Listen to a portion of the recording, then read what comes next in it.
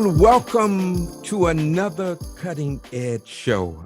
I am Omar Neal, the former mayor of Tuskegee, Alabama, host of the You Got the Power show and co-moderator of this wonderful show called The Cutting Edge. This show is being brought to you in part by the University of Maryland School of Public Health. We have a wonderful show for you today. You know, a friend of mine once told me that if you don't know your history, then your future will always be a mystery.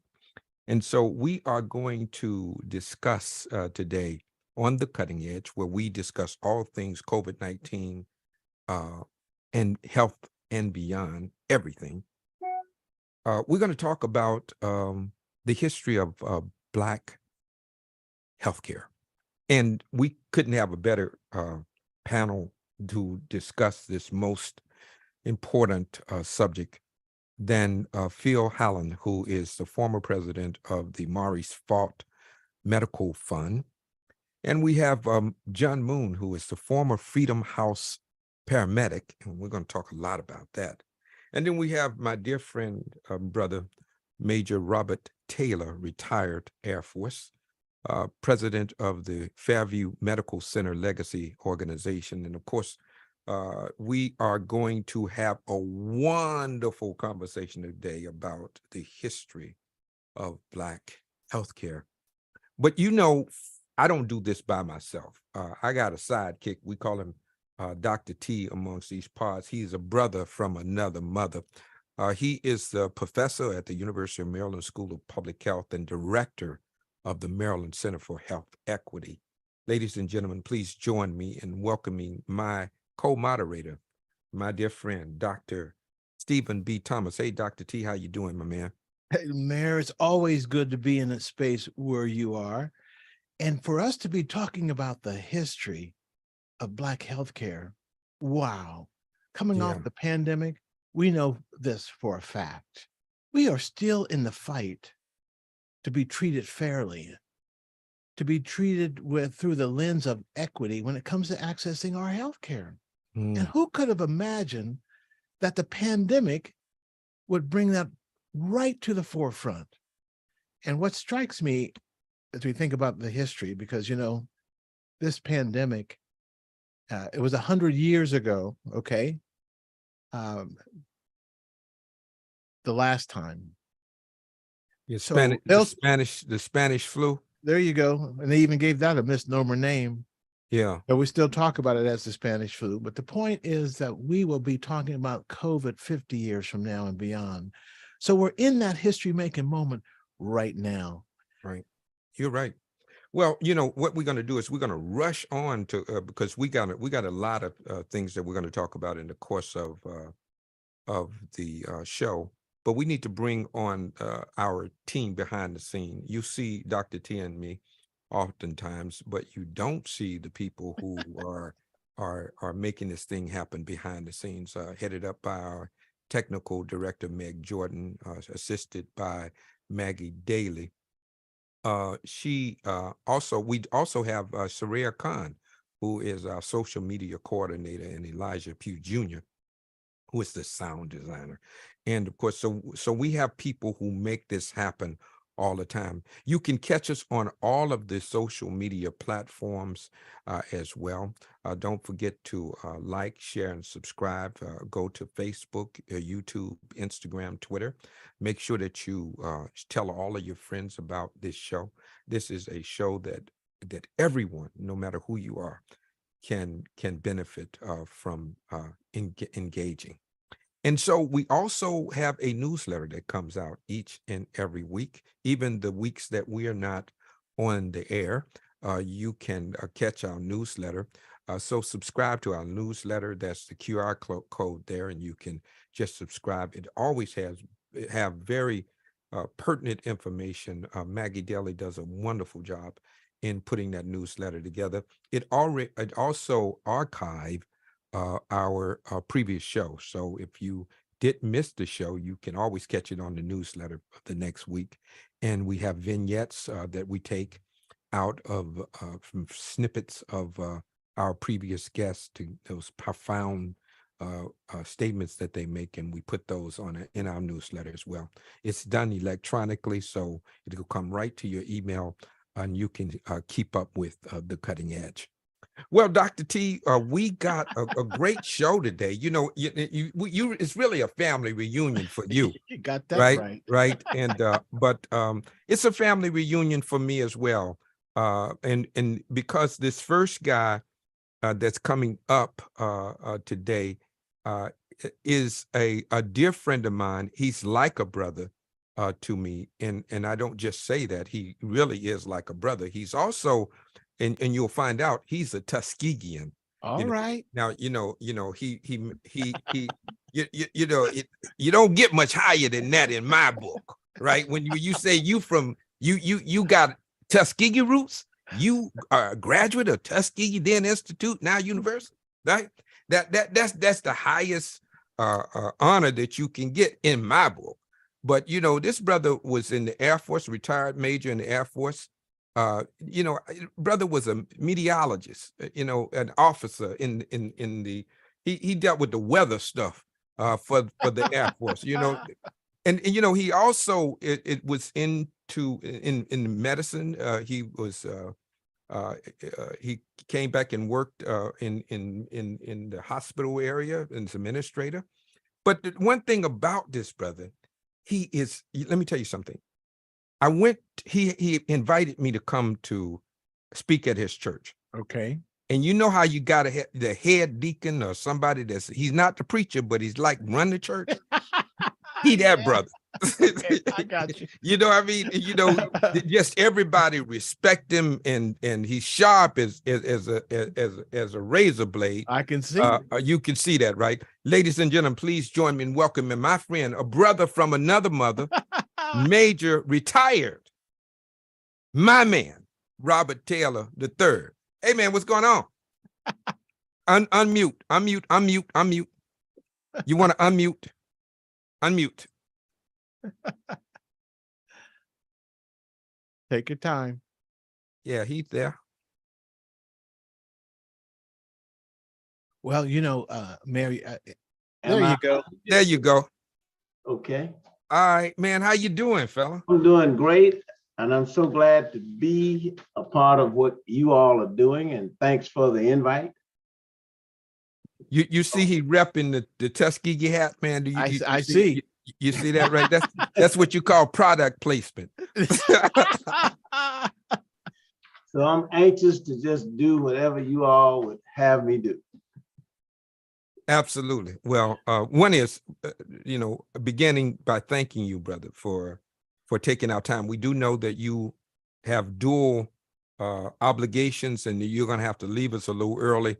But we thank you for the time that you have afforded us to have a conversation. I want you to talk a little bit about the Fairview Medical Center because it in and of itself is a historical landmark for healthcare in the South. And it has its connection to even John A. Andrew Hospital in Tuskegee as well. So I want you to kind of lay that out so people understand that we've been dealing with challenges of disenfranchisement and subjugation in the area of healthcare for many years, and it's not just relegated to the Pittsburgh area, and we're going to talk about it, but also in the South. So talk a little bit about the Fairview Medical Center. Okay, I'd have to give a little background to get us to Fairview Medical Center. Prior to 1965, all hospitals in Montgomery, Alabama were segregated. So what were we doing before then?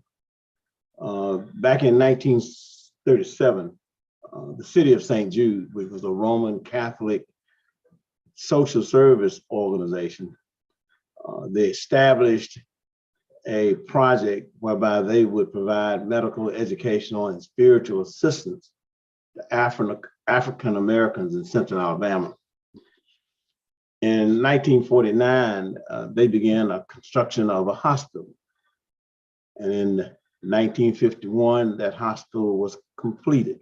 a $1.5 million facility that was extraordinary back in the time. It was funded by an act of the Congress, U.S. Congress, 1946 Hill-Burton Act, that provided funding for this hospital. The unique thing about St. Jude Hospital is that it provided hospital access for African Americans. There was no access to any other healthcare facility in Montgomery from 1951 up to about 1965. Fairview evolved from St. Jude Catholic Hospital. In 1965, the city of St. Jude allowed the civil rights march that originated in Selma to camp out overnight at St. Jude Hospital. At that time, Black physicians could only admit patients to St. Jude Catholic Hospital. However, once the march culminated there to stay overnight and then march on the Capitol the next day, there was a mass exodus of white physicians from St. Jude, which led to some disparity for Blacks in terms of seeking healthcare. Also at that time, there were Black physicians who were admitting patients to St. Jude Hospital at the time. Now, St. Jude promoted itself as being integrated, but it was only integrated under the roof of the hospital, for there was segregation within the hospital by floors. Wow. Back in my early day, I was admitted to the hospital, and I can remember being on a floor, on a children's ward, and I saw white staff as I was being moved around, but there were none on the floor where I was admitted. It was only Black patients, white physicians still attending to Black patients, but only Black patients and Black doctors. Ironically enough, the doctor who was a member of my church, Dr. John H. Winston, who founded the first Black surgical group in Montgomery, was awarded privileges to St. Margaret's. It's the first time Blacks were being granted opportunities to have admitted privileges at white hospitals, namely St. Margaret's at the time. And that was done the week of the march from Selma to Montgomery. So you can imagine what was the catalyst behind that. However, 3 other doctors were admitted privileges that same year, a Dr. Jefferson Underwood, again, Dr. John H. Winston, and a Dr. Julius Pryor. Winston and Underwood being, Winston and Pryor rather being surgeons. So from 1965, the admissions at the hospital began to diminish.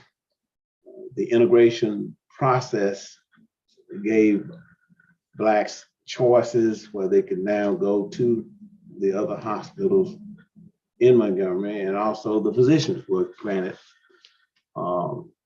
admitting privileges. However, somewhere around 1975, the Catholic diocese was considering discontinuing the hospital.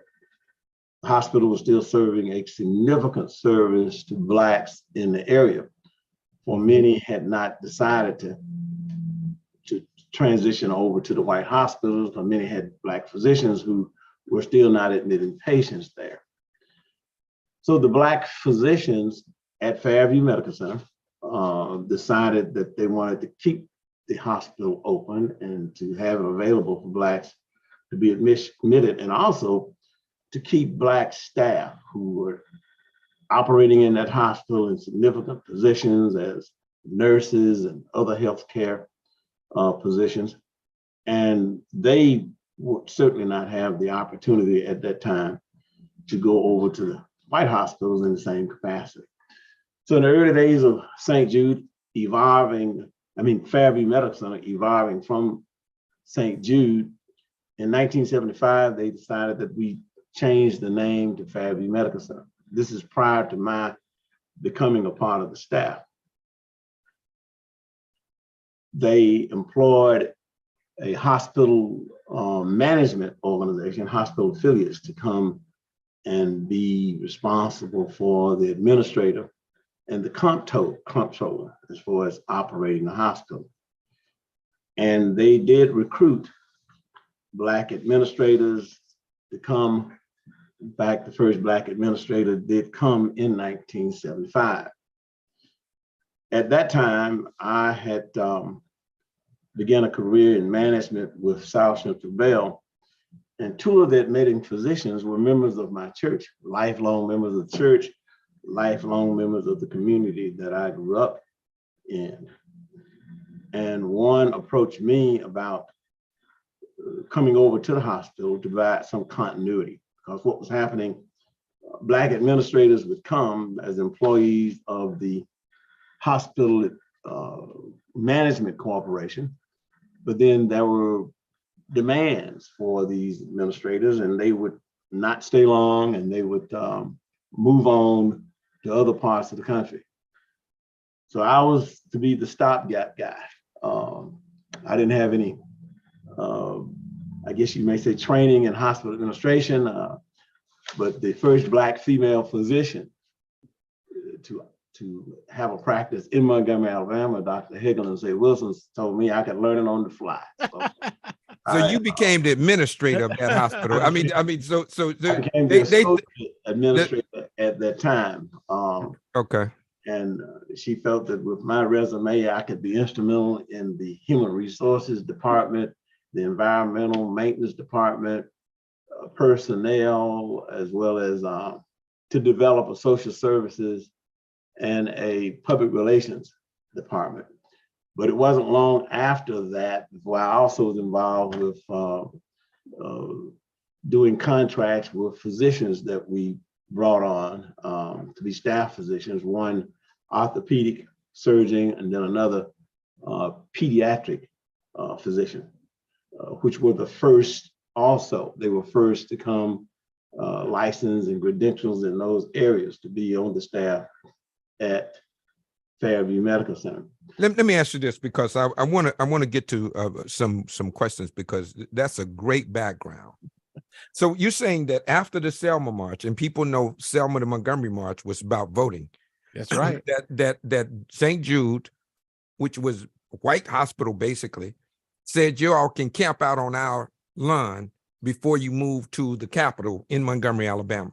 That's correct. The physicians got angry about that and say, hey, why are you going to let them do that in our space, right? And so they retaliated by withdrawing themselves from the hospital. And so that created a void in terms of doctors at this point. Is that what I'm hearing you say? That's absolutely correct. And I happen to have been an attendee at that event that night at St. Jude. I was there the night of the march culminating on the ground at St. Jude. That is correct. You know, Mr. Taylor, as I'm hearing you talk about first this, first that, and we're talking about first, and we're still alive. Okay. So it's in our lifetime, this kind of history. We got young people listening out there. We got states trying to figure out how to not teach our history. This is why it's so important that you're here on the cutting edge, and you're going to meet some fellow founders, some fellow firsts in this space that we call health. And I just have a question for you. Go ahead. Have you ever heard of Freedom House Ambulance Service? I haven't heard of Freedom House Ambulance Service. Let me tell you about Ross Clayton Funeral Home Ambulance Service. Okay? Ross Clayton Funeral Home, which I am on the staff as well. My best friend family founded the funeral home, and he and I met at Tuskegee. But back during the day of Fairview Medical Center, St. Jude, what we had was a fast ambulance at Ross Clayton Funeral Home.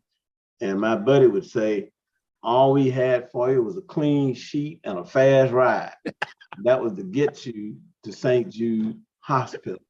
So I'm interested in hearing about an ambulance service. You're going to be amazed in Montgomery, Alabama. You're going to be amazed. And we want some time before you go so you can meet these two brothers that's going to come up. Absolutely. And the other thing is too, and you're going to see a relationship between police, because you know, and that's what they're talking about, community policing, which is not taking the role of police away, but transferring skills that or services that other people are better equipped to deal with to those people, rather than making the police everything to all people, right? And so that's what we're going to talk about. Let's bring up our next man. Let me love you, dude, and thank you for giving us that that connection, man, and that history. Dr. Lafayette told me, he said, if you don't know your history, your future will always be a mystery. And so, Omarism. Being a part of this, and I hope to in the future come back, and when we're discussing some other things. I've done a lot of things I certainly like to share. And by the way, I was also one of the first to integrate the schools in Montgomery, Alabama, and that's an experience that I really want to share. Okay. You know, that's interesting. Now we're talking about this brother who's sitting in front of us, and we know he can't be that old, as good as he look, right? So and he's talking about one of the first to do this. That's and right. One of the first to do that. Unbelievable. And so when people talk about, you know, this is history, well, how far did we go back? Right. Not that far, right? So that makes sense. Let me introduce. I'm going to let you do this, Dr. T. You know, I know I'm to introduce folk, but I'm going to let you introduce our next guest. Well, I'm just really honored to be able to introduce you and the audience out there to Mr. Phil Hallen, former president of Maurice Falk Medical Fund. And as you can see here in his little bio, for me, I call him the Godfather, because I joined the faculty at the University of Pittsburgh to direct the Pittsburgh Center for Health Equity. I was named the Philip Hallen Professor of Community Health and Social Justice, an endowed professorship. When he retired from the Maurice Falk Medical Fund, they endowed a professorship in his name, and I was honored to be the first one to hold that chair. And I told him that for him to be alive and well when they name you something like that after you, and then for the 10 years I'm in Pittsburgh from 2000 to 2010, he was my guide.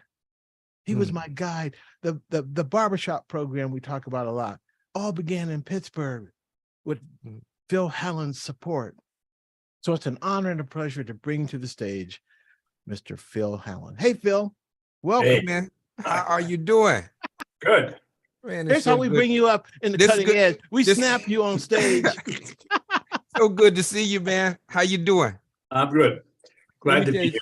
Man, Dr. T talks so highly of you, man. It's just such a great honor to meet you and to hear your story. And people will see your story a little later on. But thank you for joining with us on The Cutting Edge. It's a pleasure. Okay. To have you. Good. Phil, you know, it's interesting that the story we're going to talk about tonight, it's not that far back in history. It's in your lifetime. It's in our lifetime. So we do see progress. But one of the things you're going to see today is that progress comes at a price. And that price, you know, the issues of racism, discrimination are still here. But Phil, I'd like to know from you, from your vantage point now, how you would characterize the progress we've made in this country when it comes to issues of civil rights and all the things that have animated your career. How would you characterize the progress or lack thereof that we've made so far? I would characterize it as a tale of two cities.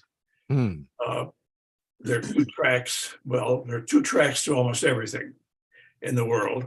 But in this case, there are two tracks. One was the track of activism and the track of activism resulted in a lot of success in the civil rights movement. It beginning with the Montgomery bus boycott, as we just were talking about, Mhm. there were tangible things that could happen. You could take down the sign which said colored only. You Mhm. could drink out of a water fountain. You could sit in a waiting room. You could ride in the front of a bus. These were the specific and very tangible things that civil rights movement brought to us. So that's the good part of the story. The bad part of the story is that underneath of all that, in the professions and medicine and in public health and in housing and in social services in many respects, the underbelly of that is still exists.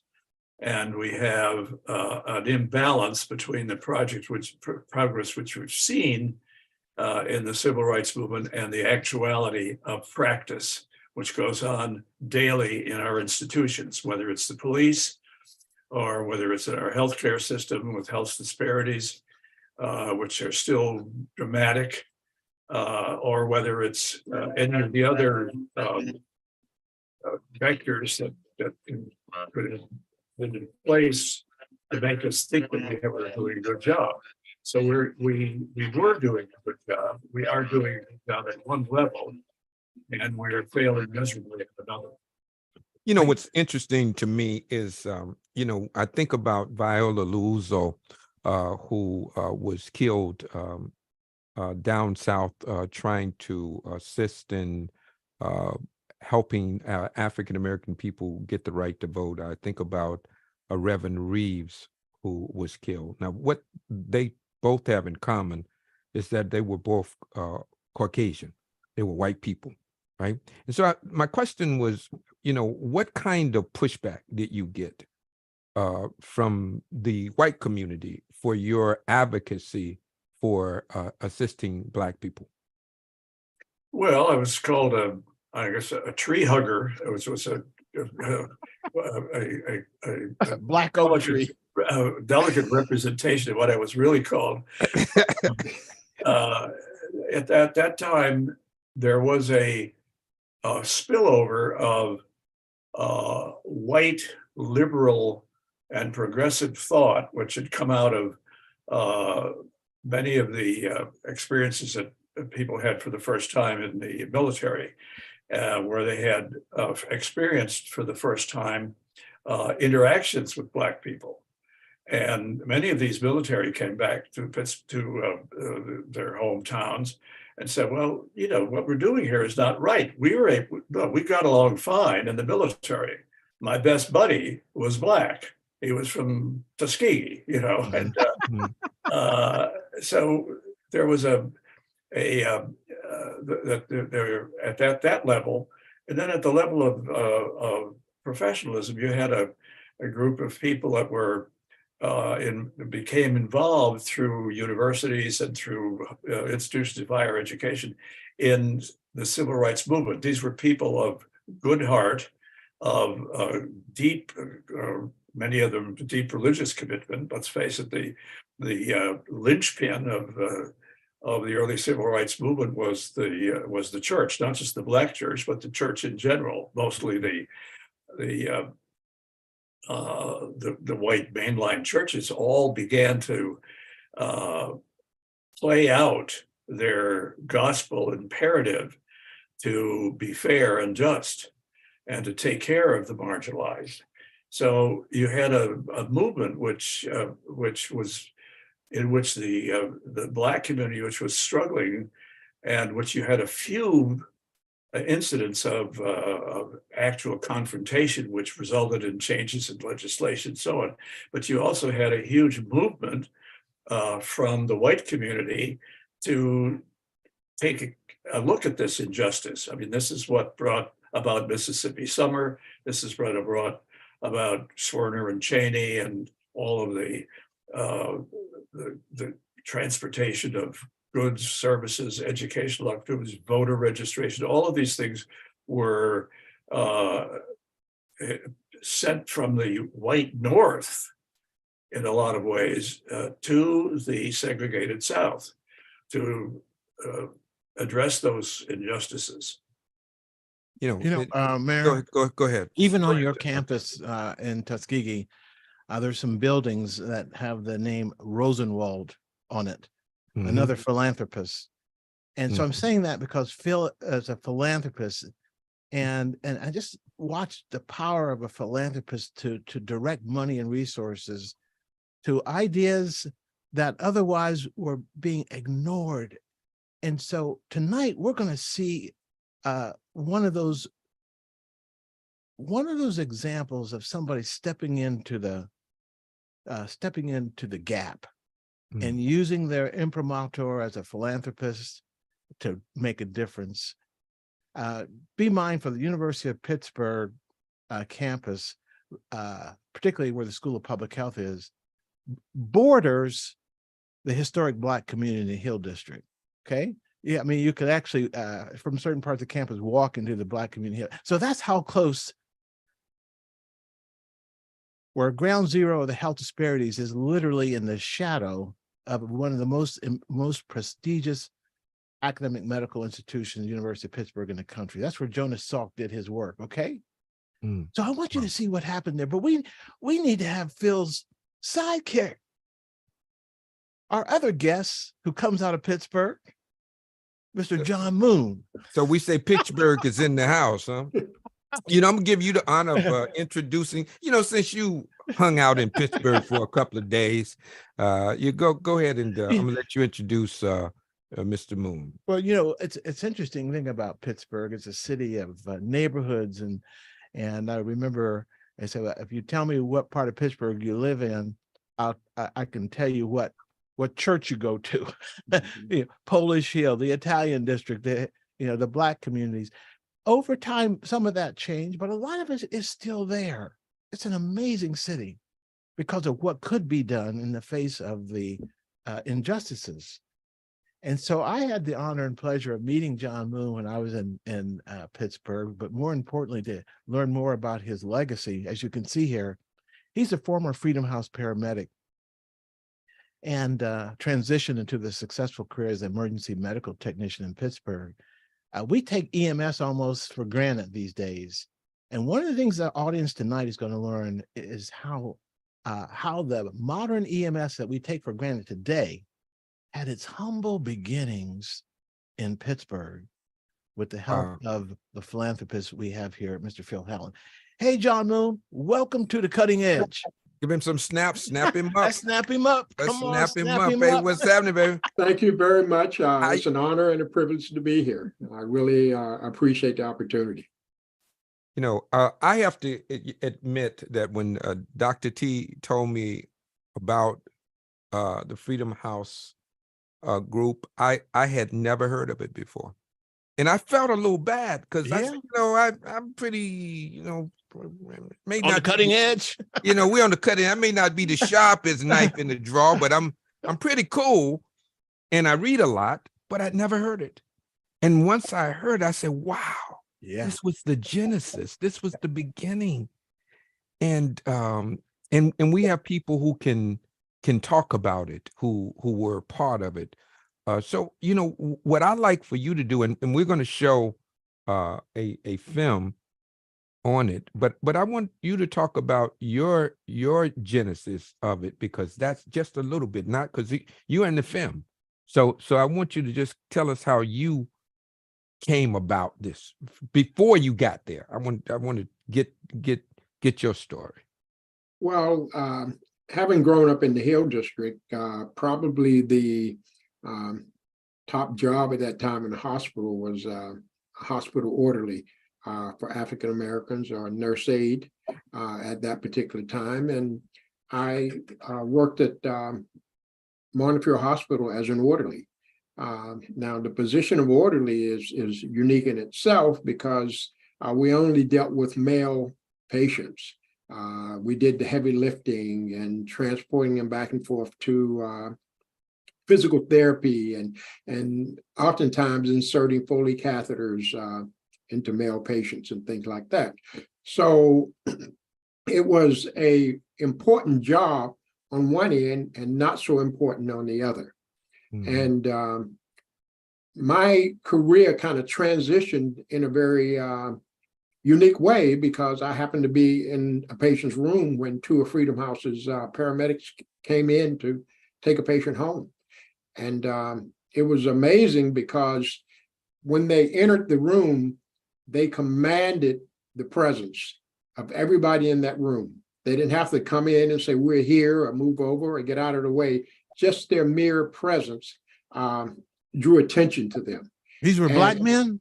Yes, he was a black man, Wow. and they had afros and beards, which was the style back at that time. And I watched these two gentlemen, and believe it or not, even today, I have no idea who they were. But I kind of watched the way they conducted themselves, the professionalism in which they conducted themselves, the confidence, Mhm. and it kind of really stuck with me. So I kind of looked at their uniforms, which was nice and white and neatly pressed and creased and things. And I happened to notice there was a patch on their left breast that said Freedom House Ambulance Service. And they had a portable radio that was saying something that I had, no idea what it was saying. So they went about their work and transported the patient to their stretcher, and then they left. And there was a little voice in the back of my head that said, John, this is your moment. So, I said, I left there and did some research. And back then they had yellow pages, which they don't. You didn't go. You didn't go to the internet, or is that? No, was, absolutely no. Okay, not. I just wanted to know. If you had your flip, if you had your cell phone, your i14. No, no, You not didn't a have it. chance. Okay, I just wanted to know. Okay, all right, go ahead.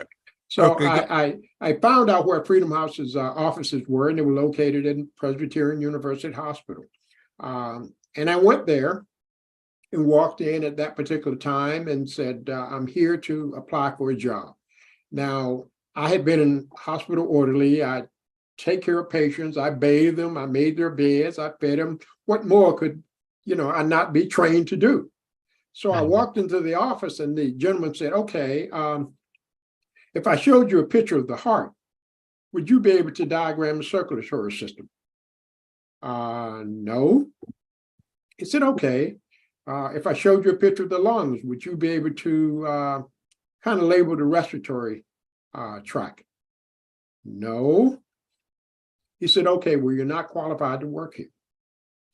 And that kind of really struck me as a rather saddened moment.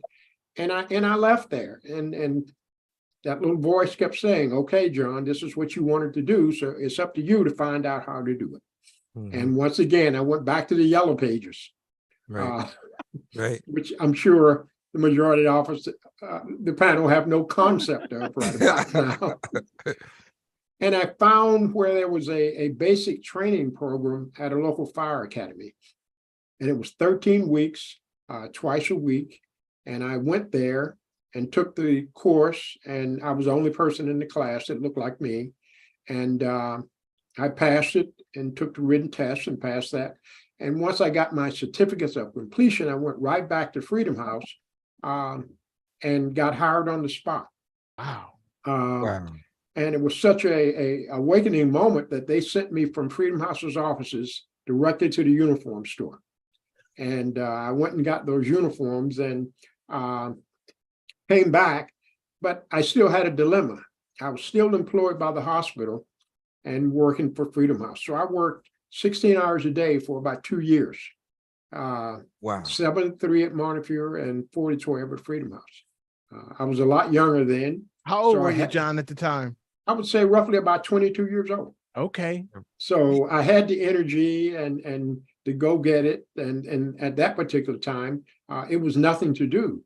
So I became so comfortable and so overwhelmed with working at Freedom House that after 2 years, I resigned at Montefiore and worked full time at Freedom House. And as Wow. they say, the rest is history. history. Yeah. You know, In this incredible, man, I'm just so the backstory. That's why I wanted yes. to hear that. Right? How did you get to this point? Because we're going to take we're going to take our audience on a journey. You know, it's not normal for us. And I was telling Mr. Hallen that it's not normal that because it's a talk show, that we do a lot of long extended videos. But I believe that given the importance of what you all have done, that it deserves us to grant our audience the privilege of seeing a more extended video of what came about. So what I want to do, you wanted to say something, Yeah. Dr. T, right? Go ahead. So let me say this. We heard the backstory from John, and as that team sets up the video. Phil, do you remember when you met John? You remember that origin story when the two of you met? Remind me of that. Well, I'm 92 years old. I can be. Well, you don't have to be 92. I don't remember either. But the two of you have been tied at the hip as the Oh, yeah. story of Freedom House has come out in a book, Right. come out in a documentary. Well, I I think think it's amazing. I think that probably when John and I first connected with each other was at the 25th anniversary of Freedom House, when the foundation, Falk Foundation, really felt that it was important to underscore the fact that 25 years of progress had been made. This was back in the early 80s. It was 25, it's 60 years ago now. So that was halfway back to 60 years. And we put together a very large national program, which brought some attention to Freedom House. And John was the person that I worked most intensively with to make that exhibition happen at the Heinz History Center. So that's where I first met John. I didn't realize that he would be the celebrity that he is now. Well, I mean, both of you all are celebrities. Absolutely. You know? I think it's going to be a real eye opener for this audience, and I want the audience to know that Phil and John really highly recommended that you actually see this, Right. not just a trailer, but the show. And when we come back, we're going to have a robust discussion, because I think the wellness warriors out there can see a little bit of what they're going through right now in this history you're about to see. Okay, Mr. Hallen, I want you to set it up. Tell the people just in a snippet what they're about to see. You'll see a complete history of from beginning of the Freedom House ambulance movement. The first ideas, which were based in community organization in Pittsburgh's Hill District, which brought together the philanthropic resources of the foundations and connected it with the medical and clinical expertise of the University of Pittsburgh Medical Center, and through a person who was instrumental in that, a man named Peter Safar, who is known as the father of CPR. And those are the themes that you'll see. You will also see a snapshot of Pittsburgh's Hill District in the 30s, 40s, and 50s, leading up to the point where it was apparent that something had to happen in order to bring adequate health care to that community. And then how that health care system, known as Freedom House Ambulance, expanded and became part of the city of Pittsburgh, and eventually became the blueprint or the template for all EMS services throughout the country. And not only that, but also the origins and the roots of the medical specialty of emergency medicine and trauma medicine. So those are the themes that you'll see in the picture, the film, which will start momentarily. And the first couple of minutes are a bit of a trailer, and then after that, the actual movie begins, and it will give you an unheard of picture of Pittsburgh's Hill District if you've never been to Pittsburgh. So that's kind of the background of the film. Good. Maggie, let it roll. Take it away, Maggie.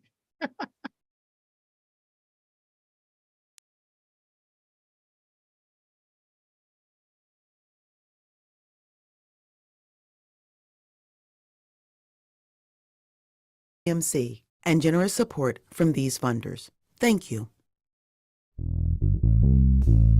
Back in the 60s, you stood a better chance of surviving a gunshot wound in Vietnam than you did a car accident in the city of Pittsburgh.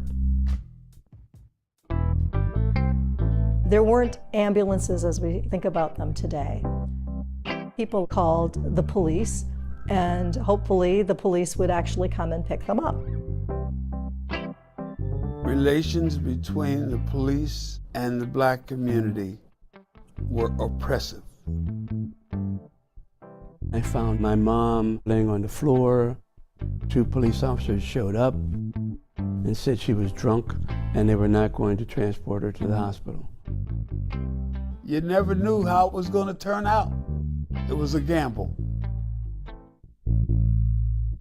It was up to us at Freedom House to provide that care that they were not going to get from the police.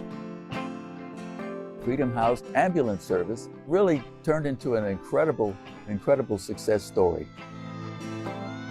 We didn't realize that in the very backyard of the Hill District, you had the father of CPR, Dr. Peter Saffer. Dr. Saffer wanted to show that people they marked unemployable was really just waiting on opportunity. They were Black, they were trained, and they were keeping people alive. This is my first big call, and I'm going to save this person's life.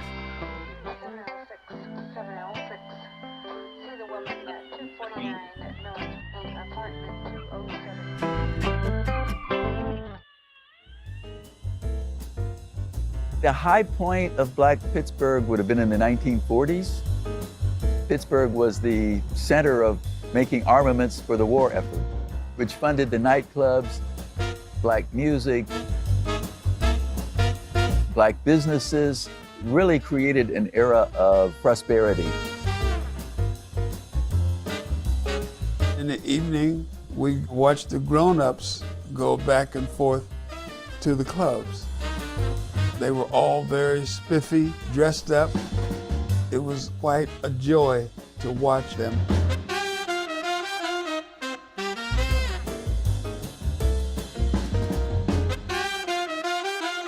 Center Avenue corridor was filled with businesses. You never had to leave for anything. By the late 1950s, Pittsburgh was really prosperous. The mills were running, but the mills produced tremendous pollution. People were not interested in living in a place that was so filthy. So the city set out to do something about it and produced what's called the Renaissance. The word started going around that everybody was going to have to move. They were going to demolish the neighborhood.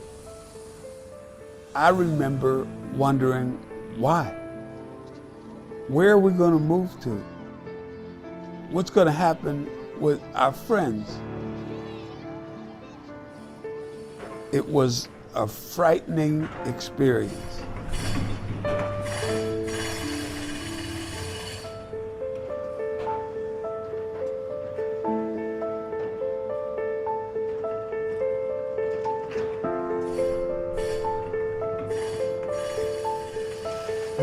They created a racially segregated housing plan, accommodating white families with government subsidies that enabled them to move to the suburbs, and they gave Black families public housing. As the civil rights movement was heating up, the conditions on the street were heating up. The NAACP had appointed a man named James McCoy to engage in action against discrimination. McCoy established Freedom House Enterprises.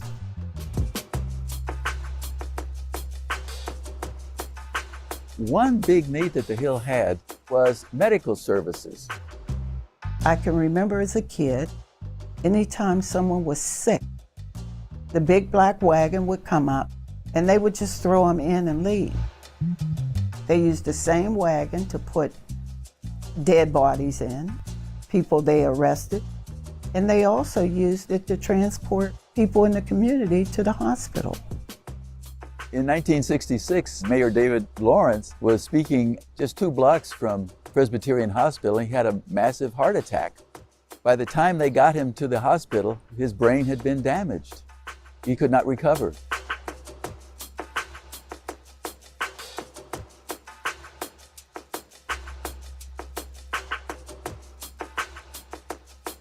One of my friends was very sick. Her mother called the ambulance, so the ambulance didn't come. She ran her daughter, carried her daughter from where she lived to Montefiore Hospital to take care of this child. You had no alternative but to call the police. Found my mom laying on the floor. I picked her up, put her on the sofa, called the police. I informed them that she was not drunk, that she was sick, she didn't drink. And they said, well, it didn't matter. They weren't going to take her to the hospital. I carried her down the stairs, and I ended up putting her in the back of a paddy wagon. She died 5 days later from a cerebral hemorrhage.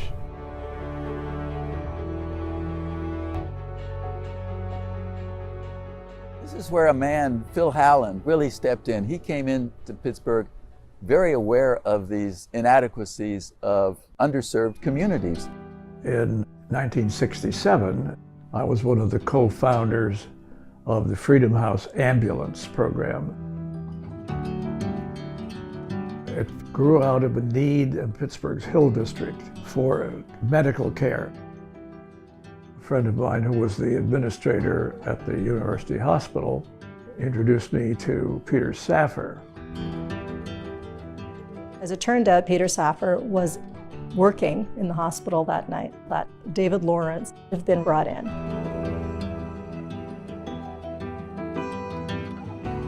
Peter and Eva were at a conference in Chicago when Elizabeth, who suffered from lifelong asthma, became severely ill.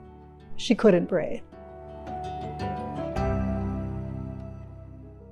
Dr. Saffer is known as the father of CPR. The experimental study you are about to see compared various methods of artificial respiration. Dr. Saffer and his colleague, James Elam, were doing some experiments that showed that if you put a tube into someone's airway, that you could breathe for them. Peter found this to be a fascinating idea, and then he conducted some other experiments in which he gave, believe it or not, curare to volunteers. Curare paralyzes the breathing muscles, so they could not breathe on their own. First, by selecting as subjects men and women of various body types. Second, by anesthetizing and curarizing these subjects in order to simulate limp asphyxia victims. Third, by having untrained lay personnel perform some of these methods. This Boy Scout will perform mouth-to-airway breathing. He has some difficulty, but corrects himself. He was able to adequately ventilate subjects weighing up to 210 pounds. Someone would, administer mouth to mouth, and then you could see they kept them alive. I could not imagine getting away with those kinds of experiments now, even if people were willing to volunteer. Very different time, but very, very powerful proof that this was a technique that could keep people alive. Just about the time we were coming together, Saffer was looking for a mechanism in which he could take CPR to the streets.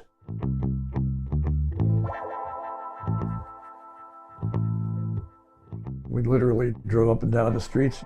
We saw a group of people, handed them a leaflet and said, here's who you contact.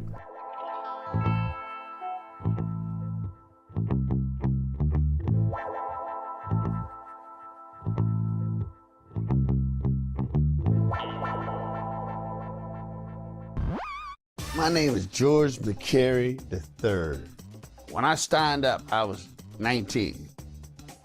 I was one of the original class members of the Freedom House.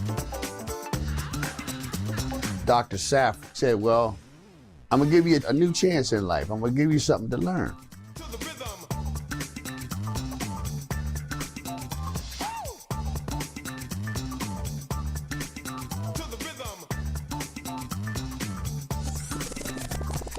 Then you had a chance to take all that and you learned how to maneuver yourself on the vehicle.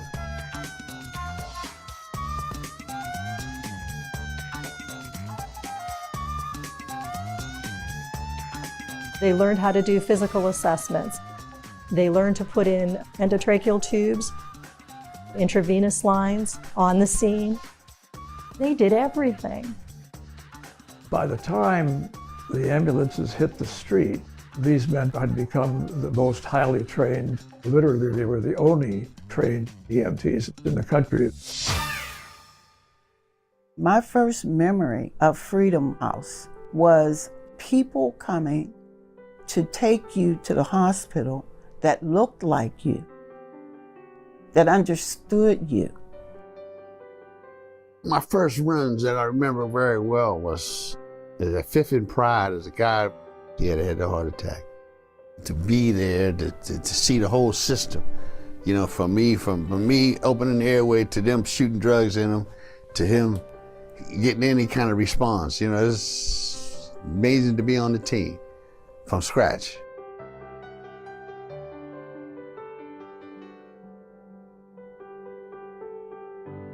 Back in the 60s, there was a war going on. I enlisted and took a bypass test in the Air Force. They made me a medic. That's how I got involved in emergency medicine. When I got out of the Air Force, I came back to Pittsburgh. My aunt said, you need to go help these people. They got this thing going on called Freedom House. There's this guy over there, Dr. Peter Saffer. I said, that's the guy that started CPR. She said, yeah, he's at Pitt. I said, really? Okay.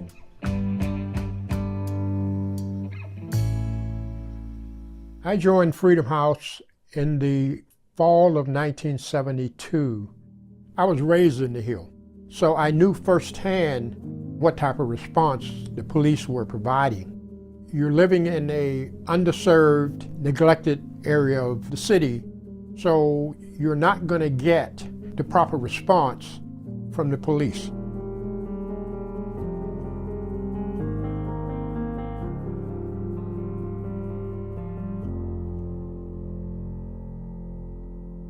Freedom House was providing a useful medical emergency service.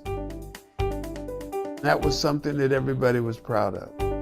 There was a sense of pride on our part, as well as a sense of pride in the community. There was times when we would go to gunshot calls and the person that did the shooting was still there. We didn't have any concern about our own personal safety because of the reputation that we had sustained in the neighborhood itself. Once you call Freedom House, you're calling someone that's going to make a difference in this person's life. Brought a sense of pride and dignity to the community to see young black men that we knew working on those wagons.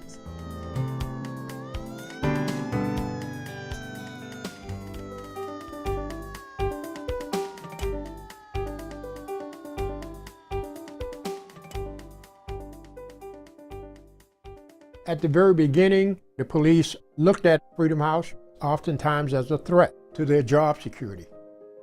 There was times when I was cursed out by the police because I corrected them on the treatment they were providing to a particular patient.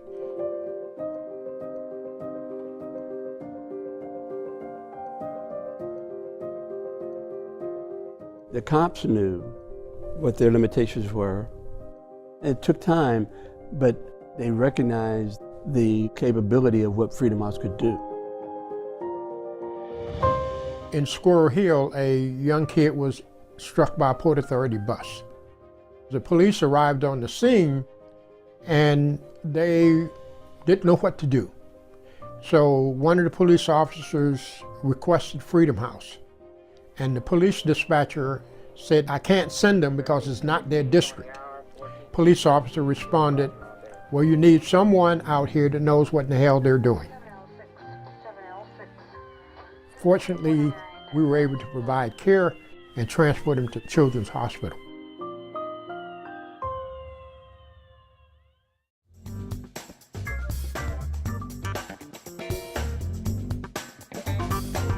When you had officers call you, you know you made it. These systems were being copied all over the country and all over the world.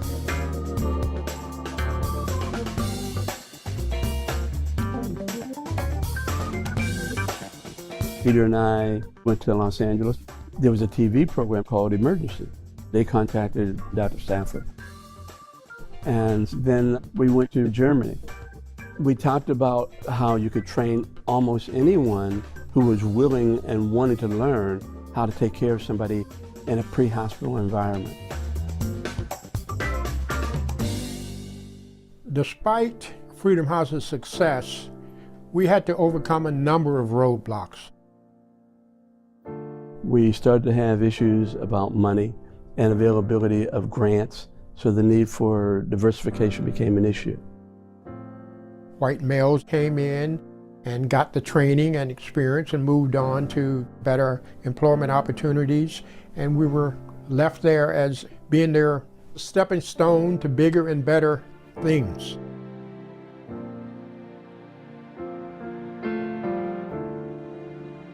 Naturally, we doubted. Here's another person coming in to increase their resume. What we didn't know at that particular time is that Nancy Caroline was different. She was indefatigable in her commitment to this. She worked night and day. She rode the trucks, was on scene. It was an extraordinary kind of training that she made possible. She was no taller than a minute, but she was tough as nails. I'll never forget, we went to the Hill District. He said, you better stay here, Doc. He said, get out the way. We got there. The guy said, what's she doing in here? She said, don't worry about what I'm doing, just get out of my way. So she wasn't afraid, she wasn't scared, going into people's homes, shooting galleries where people were involving drugs. She became part of us. She became someone that we loved. She became someone that we trusted.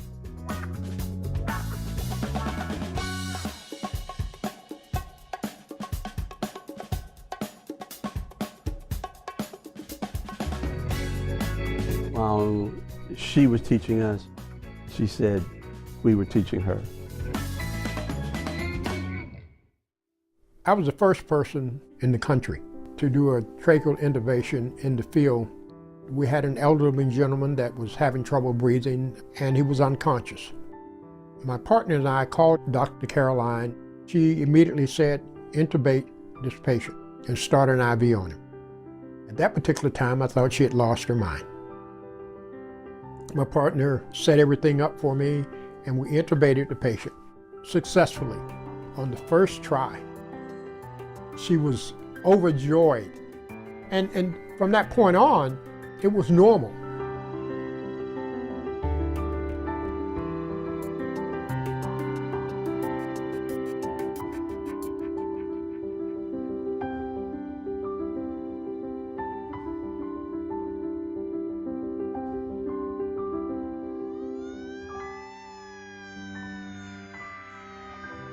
Freedom House was not particularly well received by the mayor at the time, Flaherty, who had the idea that this was something he had not created, he had no control over, and really didn't like.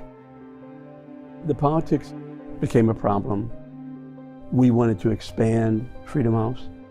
Dr. Saffer was insistent that the programs that we were doing would make a difference, and he had the statistics to prove it. People in the more affluent areas of Pittsburgh were getting a bit frustrated that, poor people in the Hill were getting better emergency care than they were. Flaherty wanted to please the people who voted for him. We get a phone call to come see the mayor. I had a proposal prepared on how Freedom House could expand throughout the entire city. The mayor said, the reason why I called you was because your ambulances are making too much noise. He said, can you put a bell on the ambulances? A bell? You mean like an ice cream truck? He said, you leave that proposal with me, I'll give it to my director. That's when I knew it was the beginning of the end. As Freedom House's tenure was in question, we held a disaster drill in downtown Pittsburgh, and it went off like clockwork. It was one of the crowning moments of Freedom House. We had hoped that that particular moment would let the city leaders know how important it was to maintain Freedom House's ambulance service. But you have to keep in mind you're dealing with a Black organization. And the city leaders at that particular time was not about to allow that to happen.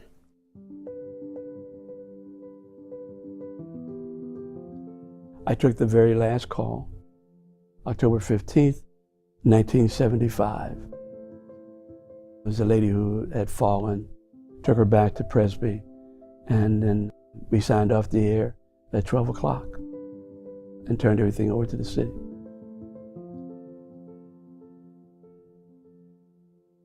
Flaherty canceled the contract between the city and Freedom House and started the City of Pittsburgh EMS. It was a real slap in the face. They had a gentleman by the name of Glenn Cannon who worked for me at Freedom House. The mayor had hired Glenn to take on and start running EMS. I tried to work out a deal with the city that they would take all of the Freedom House personnel, but I didn't have any control over it. Unfortunately, we entered into an environment that I would call survival of the fittest. We were tested on a weekly basis. Things that you already knew. If you don't do this, you're out. You don't pass, you're out. Everything is you're out. You're out. I've been working this job for 7 years. I don't know how many lives I've saved. And all of a sudden I'm getting ultimatums. It was a very, very difficult time for me on a lot of levels. I know they'd adopted the program that I'd put in place to expand. Didn't ask me to run it. It hurt a lot. We entered into a program that was designed to systematically eliminate as many of Freedom House's employees as they possibly could. I had to experience calls where the paramedics refused to transport African Americans to the emergency room because I didn't think you were sick enough to ride in my vehicle. It was right back to what it was before. The people that took over didn't understand the culture of the community. They lost something when that happened. Yeah.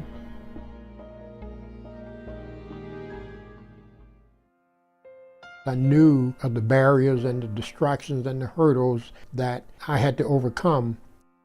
That's what motivated me to continue my career when I went to the City of Pittsburgh. I wanted to make a difference.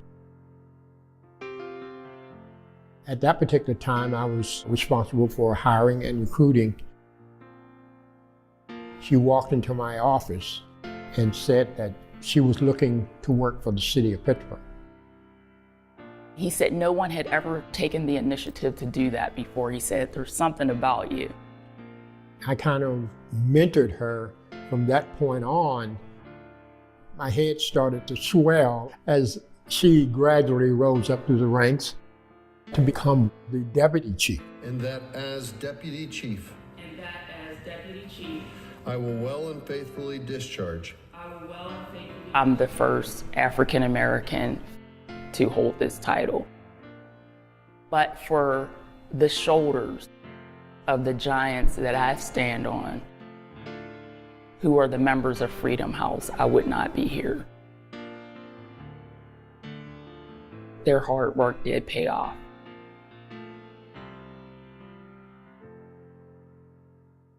Freedom House brought the emergency room out of the hospital onto the street corner.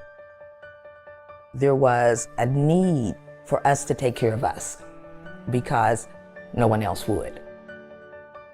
Nobody was told that they're drunk and we're not going to take you to the hospital. That did not happen.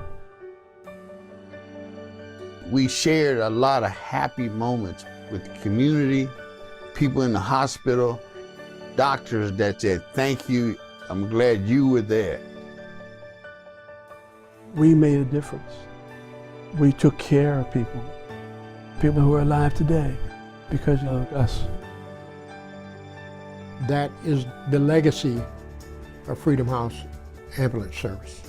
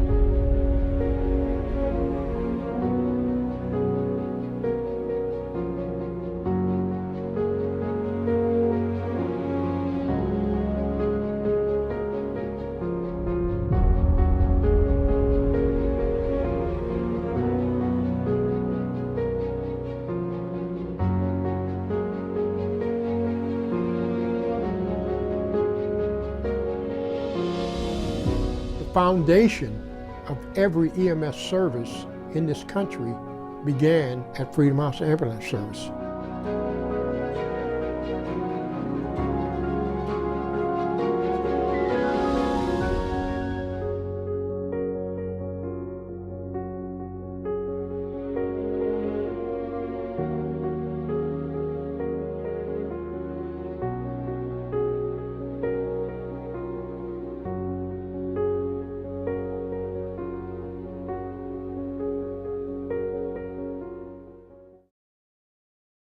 Wow. Wow. I'm just, Wow. as we get people back on screen, I want the Wellness Warriors and all of the Hair Network to realize we're standing on those shoulders. Wow. You need to know incredible. that. We're going to take a moment right now to get your pulse beat while you let that process. And Phil and Mr. Moon, we're going to ask you to think of a word that best reflects how you're feeling right now at this moment. We're still in the pandemic. As you learn more, it shapes your words. Now you've seen that. Now put those words in there. Yeah. What word best reflects how you're feeling right now?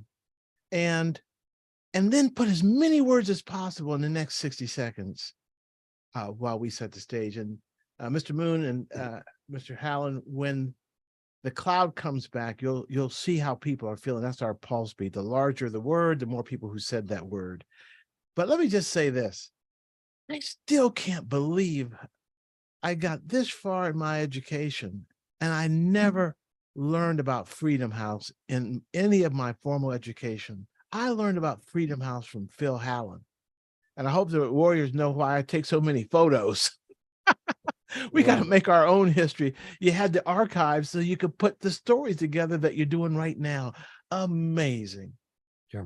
You know, I'm just thankful that I was obedient to the Spirit. you know, I was thinking, well, I don't know if I want to do 28 minutes of video. And then it had to be this way. It absolutely unequivocally had to be this way. That's what the Godfather says. Right. And so I'm appreciative of Yes. this experience. It's been illuminating. I'm speechless, and you see, it's hard for me to be speechless because I'm a talk show host. That's let me go back to a space. I want to talk a little bit about the issue of using the police car, the same car that took you to jail, was the ambulance. Is that correct at one juncture? Is that correct? Yes, that was the norm, not only in the Hill District, but throughout, probably, no doubt throughout the city of Pittsburgh. You would call, there was no 911 system at that time, so you would call the police and they would make a determination as to who to send and what to send and things like that. Ironically, as I said in the documentary, the Hill District residents, we had a very tenuous relationship with the police. And unfortunately, when you called them for help, if they came, they took their time getting there. So you could imagine two guys showing up at your residence and both of them putting you in the back of a wagon, and both guys getting up front and transporting you to the emergency room. The problem with that is if something happened to you while you were in the back, there was no one there to recognize it, no one there to do anything for you. So if your heart stopped beating or you stopped breathing or what have you, oftentimes you were worse off by the time you arrived at the emergency room than you were when they picked you up from your home. Right. You know, the interesting is that, you know, it's just hard to use the same vehicle that's going to take me to jail to take me to get some help. So that was a conflict going on. Mr. Hallam, help me out. You know, why didn't it go into a private situation, or did they have to have the mayor's permission to continue relationships, or could have been funded philanthropically? Unmute, please. Unmute. Yeah, I want all of them. Okay. Before I answer that question, let me just comment on something that John, you were referring to when the police wagons arrived to take patients to the hospital. The other factor in all that was that most cities in the country,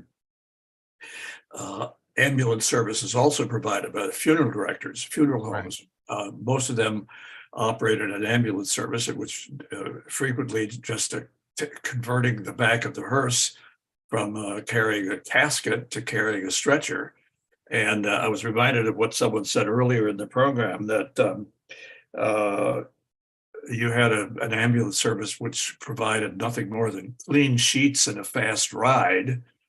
In Pittsburgh, we call that swoop and scoop. Anyway, the answer to answer your question,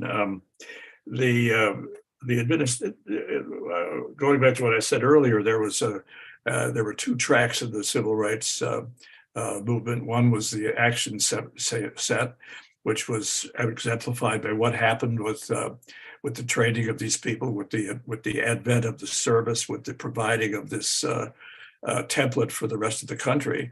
And the other part of it was the infrastructure, in this case, the city of Pittsburgh, who still were in the dark ages about race relations and the ability of marginalized people and minorities to assume positions of professionalism and authority. So that's what was at work in the mayor's mind at the time, plus the fact that, as frequently is the case with politicians, if it's not your idea, it's not a good idea. Mm-hmm. And so that was the kind of the demise of the private enterprise model, in which a city would contract with a service. Now, in retrospect, 40 years later, could Freedom House have survived as a private contractor in that environment? Probably not. And also, we have to keep in mind that what happened in Pittsburgh here and replicated across the country has resulted in what we know as the modern EMS system, which is exemplified in Pittsburgh by one of the best EMS services in the city. And we have to keep in mind that this story did not stop when Freedom House went off the air in 1973.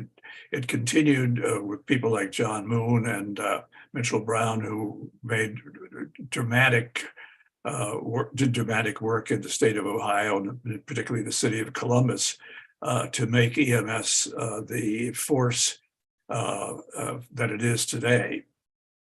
Wow. You know, I'm sitting here with these two giants standing on both of their shoulders, and I want you to meet some of the Hair Network Wellness Warriors. John Moon, this is not just a virtual background, it's a metaphor for bringing healthcare services into the barbershops and salons, and in many ways is informed by the work that you and Phil did in Pittsburgh.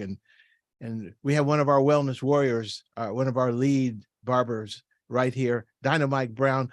And Dynamite, introduce yourself and make sure they know where you come from.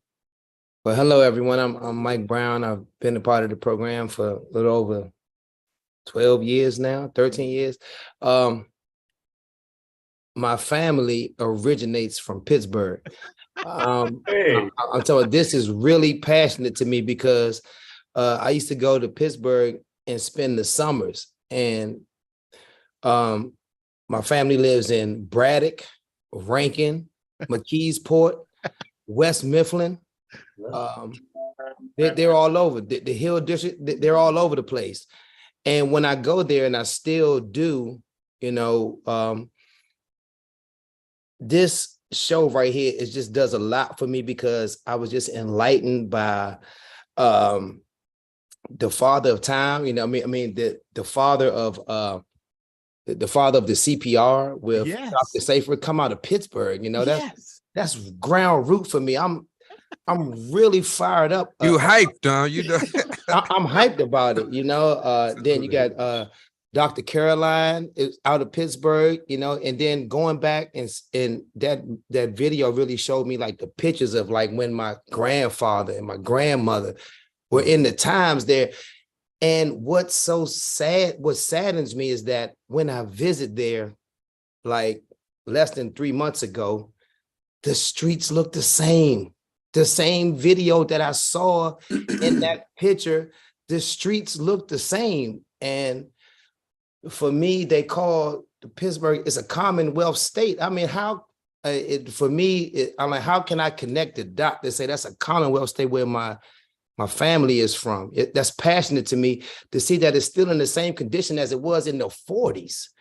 I just really would like to have some answers for Pittsburgh, like what happened. I know the steel mills left and they left everything the same, but I don't want to get off the topic. That may be a question for the mayor. I mean, I have questions. I don't want to get it off the topic, but Pittsburgh is passionate to me. Still a nation. I feel you, baby. I feel you. Hey, Mike, look at this.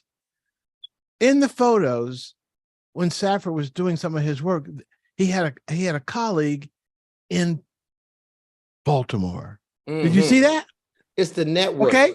You know, Dr. T, this thing like really resonates to me. It's like you could be the father of the wellness warriors, changing the way health is. I mean, this thing hit me in so many different angles. I'm just like, you're making history every day. History. Dynamite. We're making history every day. John Moon to know this because we got 6 minutes now. Remember that. Okay, just on Saturday, Mike Brown was trained in how to use Narcan and now they're making it available. But back in the day, you guys were using Narcan on the streets of Pittsburgh. Yeah, we Right. gave Narcan in 1972. Amazing. Wow. That's when I was born. Yeah, now, Right. now it's the miracle drug to treat opioid overdoses. And it's nothing Unbelievable. new to me. You guys Yes. were pioneers. Let's see how many more folks they can meet, Omar. Yeah, let's go. Let's. I'm just gonna go down real quick. Let's go with Dr. Cooper, Dr. Ritter. We're gonna go with let's go with those two first. Dr. Cooper. Just want to say real quickly, thank you. You've taken this wonderful concept and it's evolved into something that is impactful. You understood the needs of the community. You brought those services to the community and you made a difference. So thank you. And I just feel privileged to be able to sit in today and to meet you. And again, thank you so much for all that you do and God bless. Thank you. Just say who you are real quick. Oh, I'm Sharon Gibbs Cooper. I'm with the University of Maryland Institute for Governmental Service and Research. Yeah, Right. and Sharon helped train our barbers to become certified community health workers. Okay. An integral part of our family. Absolutely. Dr. Carol Ritter, our resident gynecologist, GY. Yes, from Baltimore, gynecologist who is the white woman in the barbershop. Like And I'm Caroline. Oh, just you amazed know you at how just many- gave yourself a name, right? You know that, right? Okay, I'm go just ahead. amazed at how many crazy people there are in Pittsburgh. I never knew, but it takes crazy people to make a difference. So God bless you all. Absolutely. Now, in your medical training, had you ever heard of this? Oh, of course not. This was just like a blast that is amazing. Nobody has been telling this story. Why? Of course, we know why. Right. Absolutely. Okay. All right. Let's, Thank you let's so go much. to, thanks so much, Dr. Ritter. Michelle Lamb, we're going all the way to Cincinnati. Hello, everyone. I just want to say this was so enlightening, so informative, very important, and kudos to you guys. Kudos. Thank you so much, Cincinnati, Ohio. Let's go all the way up to let's go Pine down Bluff. Pine Bluff, Arkansas. Pine Bluff, Arkansas. Hello, everyone. Thank you, Dr. T, for this, I call it a lesson in history. I'm from Pine Bluff, Arkansas. We're the owners of Impressive Styles and Elite Cuts Barbershop. And I feel that this was very enriching, this experience tonight. I noticed that every street had a beauty and barbershop, a grill right in the midst of all the chaos. Yeah. And that's where beauticians and barbers, that's why they wore the white, because they were also administering medical attention to their customers. Right. So we're back, we were doing the right thing back then, and we're gonna make it even better now. Thank you so All much. right. All right. Thank you so much. Let's go up to the Philadelphia area. Sandra Jenkins, how you doing? I'm doing all right now, Mayor Neal. I was in tears. I literally was in tears. I'm hoping you wouldn't call on me. But it might kind of got me started and dried those tears up, because I remember when we first met as Wellness Warriors. I had mentioned to Mike, I said, you know what, Mike, you're like my little brother. And literally, I think that's because we can actually see we can see ourselves in this history. This history is something that is just so very special, because we all have like minds as Wellness Warriors, I think, in so many ways. And we feel so connected and so dedicated in what we do. So this documentary was just so powerful, so incredibly powerful. And it just made me feel a sense of normalcy, because I was wondering, where do I get this passion from? Where does it lie? It lies in the history. Yes. Of America. And I loved it. Tell them where you are, because I always want to do that. Yes. Well, you mentioned Philadelphia, and I will own it. I'm originally from Philadelphia. However, my salon is in Montgomery County, Pennsylvania, in Cheltenham Township. Naturalist hair, and that's what we do. We're Wellness Warriors, And we're right now, we're boots on the ground, very much the same as you started out, Mr. Moon.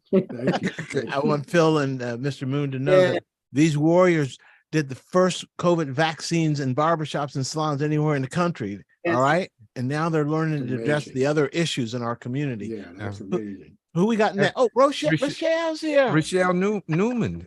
Hey, how you doing? Good afternoon, everyone. Good, good. What's your thoughts about today's show?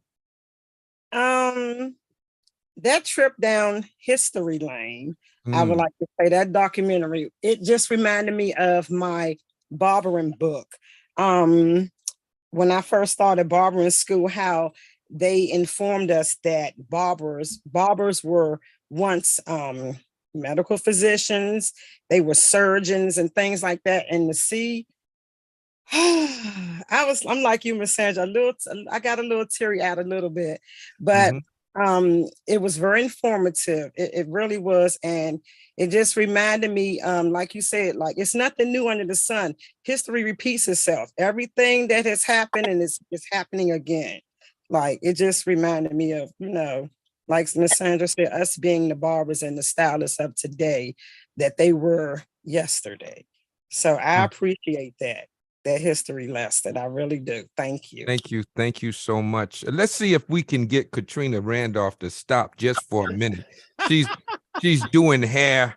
I'm hoping she let her. She's doing real. No, just let her do a thing. Okay. Okay. Hey, how you doing? Tell us what your Hello, thoughts. everyone. My name Hey. is Katrina. Yeah, you see me doing a late night class. She got me in here late tonight, but can I tell you, didn't get to hear everything, but I'm speechless. It was incredible. Always a blessing to be able to learn something new about history. This was awesome tonight.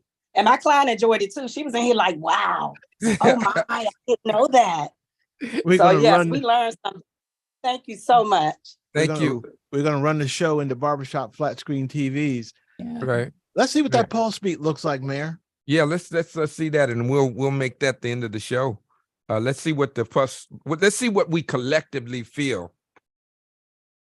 All right. Look at that. Honored, blessed, dedicated, loved, thankful, proud, champion of health, courageous, inspired, amazing, trailblazers. And they're big words. Knowledge. But look at the big ones. Right. I mean, honored, loved, blessed, dedicated, thankful. I mean, just wellness warriors, respect, privilege, speechless, DreamWorks, incredible. I mean, it's just that's what we collectively feel. Yes. And Mr. Hallen and Mr. Moon, you all have given us that. And of course, in his absent, Mr. Major Taylor. Yes. Thank you all so much. This was incredible. I have thoroughly enjoyed hanging out with you all. To Dr. T for the vision of this show and wanting to do this show. I was saying, how do we do it? Certainly we wanted to do it, and it turned out so well. Now there's only one thing that I want to say to the both of you. When are you all going to come back and hang out with us again? That's the next question, right? So we invite you back now, Mr. Hallen. You're now part of the family. That's all right. You understand that? I do. Okay. Mr. Moon, you're part of the family, right? Absolutely, and I would love to come back. Okay. No questions asked. Okay, good. So we love to have you back. Thank you all for all you do. You all have given us a wonderful history lesson on the history of Black healthcare. That's which right. is what this whole show was about. So thank you so much for all you do. Dr. T, good show, man. That's as they used to say, let's do it again. Yeah. They're ready for it. As always, I'd like to leave you with these two words. Remember that I love you with the perfect love. But more importantly, remember this. You got the power. Until the next cutting edge. Have a wonderful day. Bye. Bye.